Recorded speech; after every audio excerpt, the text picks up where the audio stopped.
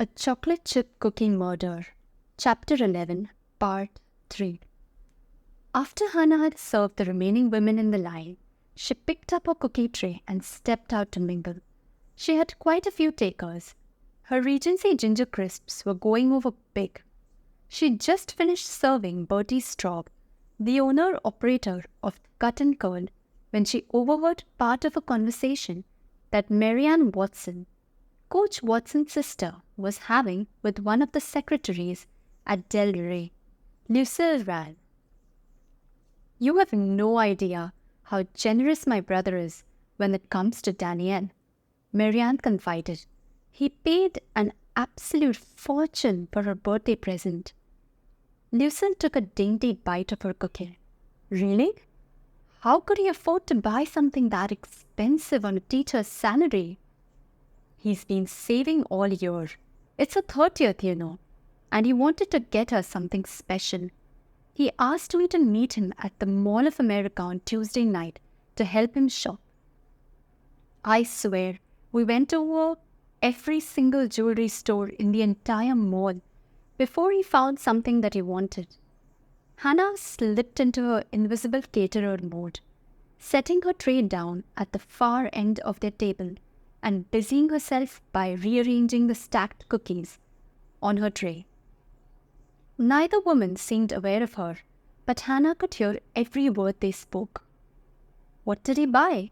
Lucille looked very curious. "You can tell me, Marianne."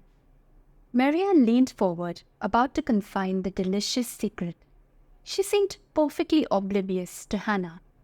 Waiters, maids, and caterers were always treated to all the gossip, whether they wanted to hear it or not.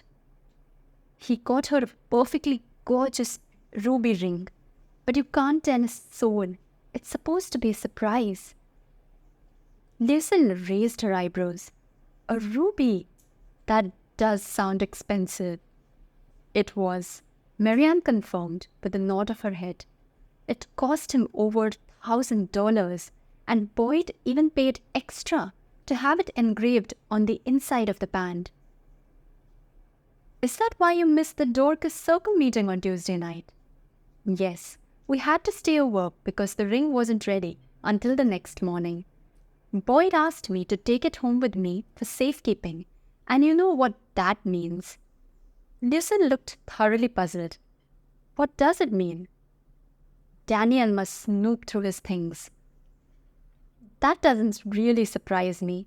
Jill Haversham was Danielle's third-grade teacher, and she said that all the Perkins girls were nosy. I'll never understand why Boyd married her." Marianne sighed deeply.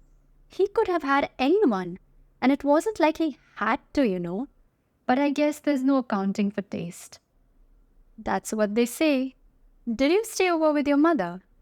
"Yes, and she was so glad to see us.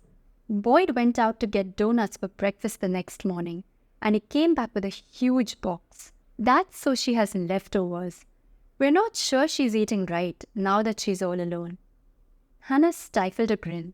She didn't think that donuts for breakfast fell into the realm of eating right, but she wasn't one to talk.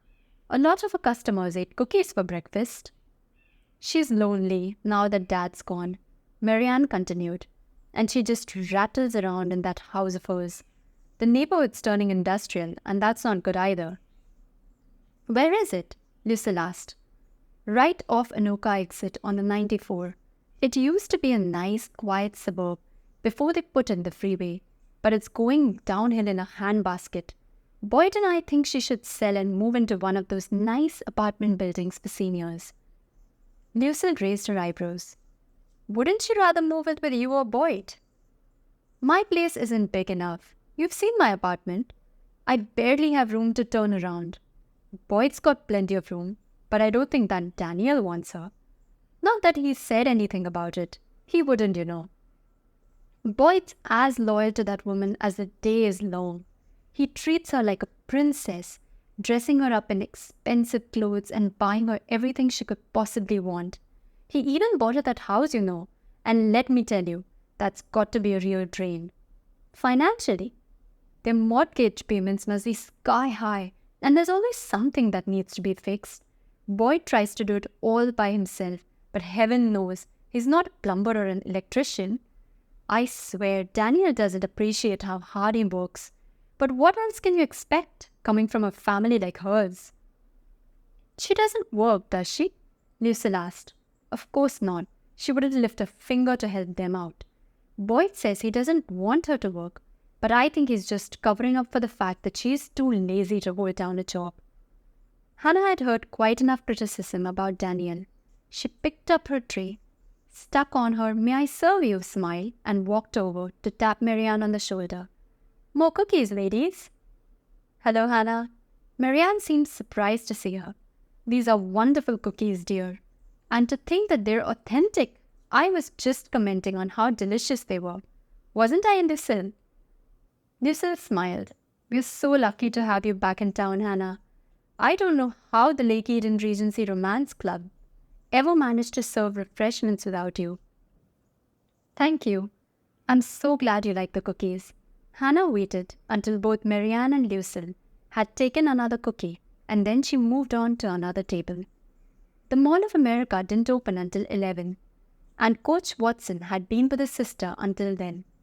One more suspect had been eliminated, and if her luck ran true to form, the bouncer at Twin Pines would have an alibi too. Then she'd be back to square one. Hannah sighed as she finished serving the cookies and went back to fetch the carafes of coffee and tea. Solving crimes certainly wasn't as easy as they made it seem in the movies.